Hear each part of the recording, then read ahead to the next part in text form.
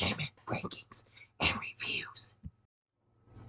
Greetings, my fellow YouTubers. I'm Doyle, the Big D to you. This is Big D's Entertainment Rankings and Reviews, and I'm here with a mini reviews vid. Today, I'm going to be doing mini reviews of two films that actually were released earlier this year, but I didn't get a chance to see them because to check them out because I just wanted to wait till they came to streaming.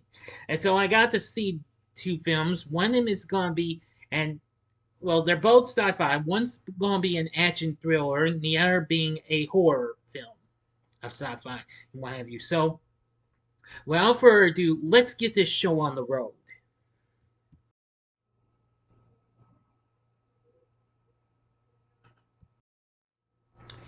First up is 65, released by Columbia in March of this year. Now, this film got mixed reviews and what have you. The film stars Adam Driver along with Ariana Greenblatt. It focuses on a pilot who crash lands on an unknown planet and attempts to escape while surviving with a young girl. Well, when he's on his journey before he crash lands, this guy named Mills is hit by a mass of asteroids and crash lands on an alien planet, which unbeknownst to him is actually Earth 65 million years ago. And so he meets the lone survivor on the planet, Koa, a young girl, and he's having trouble trying to get back and what have you, and has difficulty communicating with her. But anyway, along the way, he meets mysterious creatures, which he thinks are alien creatures, but they turn out to be Earth's own dinosaurs. And as Mills protects Koa, they begin to bond. Anyway, this film did okay, but it didn't do great though. It only made 60 million worldwide. So in words, it kind of did bomb at the box office. So losing to Scream 6 and Champions, I believe. No, wait a minute. No, take that back. It didn't actually bomb 110%, but it did okay. But anyway, let's get on with it. Now, Rotten Tomatoes has it at 35%, saying with Sun Sci-Fi that somehow finds a way to bungle Adam Driver fighting dinosaurs, 65 is closer to 0. One ways, yes, this is kind of a mixed bag and what have you. The story's fine and all, and we don't see much of anybody else in this film except for Adam Driver, who's fine and all. Young Ariana Greenblatt playing Koa wasn't too bad. We also have Nika King playing Mill's wife Alia, and Chloe Coleman, who just after this we would see in Dungeons and Dragons: Honor Among Thieves later on. Of course, we actually got introduced her in the film My Spy. We also saw her in Gunpowder Milkshake as well. She plays Mill's daughter, Nevine. Well, I am going to say the film's okay, but it wasn't great. It's kind of like you're seeing Jurassic Park with more of a new kind of a space age type feel to it and what have you. But anyway, yeah, the cast is okay and what have you, considering we only get to see two main characters though. And Chris Bacon's score is final. And the film had two directors, Scott Beck and Brian Woods, who also wrote the script. So that was fine too. But overall, from what I've seen of 65, again, it was fine, but it wasn't great though, unfortunately.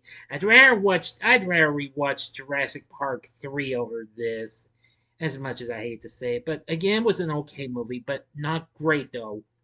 For my score, I give 65 3 stars. On a scale of 1 to 10, I give it a 6. And now, here's the next mini review.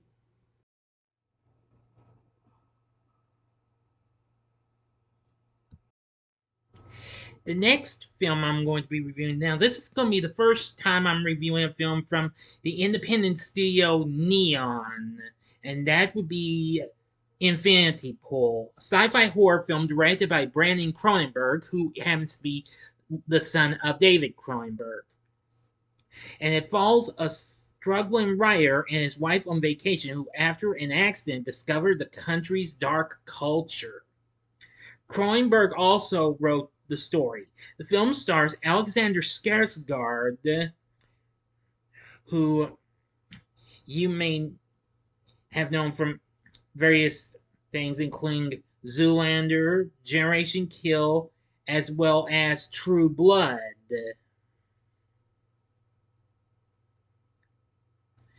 Yes. And he's also in several other films as well. So, anyway, and also in the cast is Mia Goth, who of course recently appeared in X and Pearl last year. Now this was released earlier this year in January. It premiered at the Sundance Film Festival and then released in Canada by Elevation Pictures. But here in the US it was released by Neon. Now the film's focuses on a novelist named James Foster and his wife Em spending time at a resort in the fictional seaside country of Bitoka, where a festival is underway, a local festival, and their chronic marital strife is exacerbated. I'm sorry if I mispronounced the word. When Gabby, a fan of the only novel James has posted today, invites him to spend time with her and her husband, Alban. Well, they have dinner and decide to spend the next day driving the countryside, even though they had been warned that tourists are to remain on the resort compound at all times. And not only that, the country has a unique system of justice whereby the guilty, for a hefty fee, can be cloned and have their duplicates killed in their place. Yeah, let me tell you, this is where it gets really, really weird. Now, I will say I agree with critics saying about the plot and what have you in the storyline. Well, it's fine and what have you, but it's gonna keep you baffled at all times. But, however, I like the atmosphere of the film because this film received positive reviews by critics praising the atmosphere and the performances. I liked Alexander Skarsgård's performance, as well as Cleopatra Coleman, who plays M, and Jaleel Lispert, who plays Albin. But it's Mia Goth who really got me on this as Gabby. Let me tell you again, as much as I hate to say so, I'll say again, Mia Goth is a real fox in this. Seriously, ever since I saw X, I still got hooked on liking her. But anyway, but you don't have to take my word for it. Anyway, she was good as Gabby. So anyway, the atmosphere of the film was absolutely very amazing.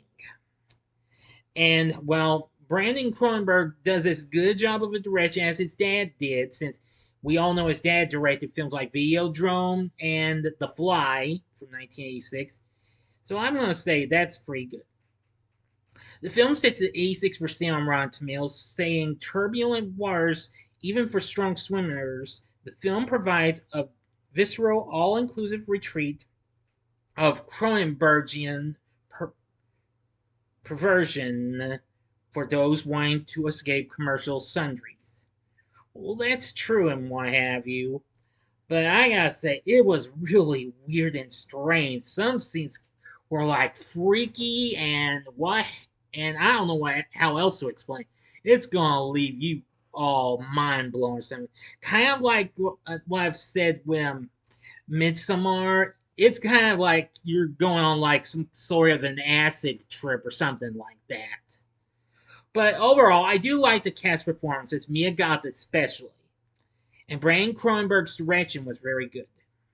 Sorry I sound like a broken record, but overall, Infinity Pool is not too bad of a film. I'd say give this a watch. My score for this film, I give Infinity Pool 3.5 stars. On a scale of 1 to 10, I give it a 7.5.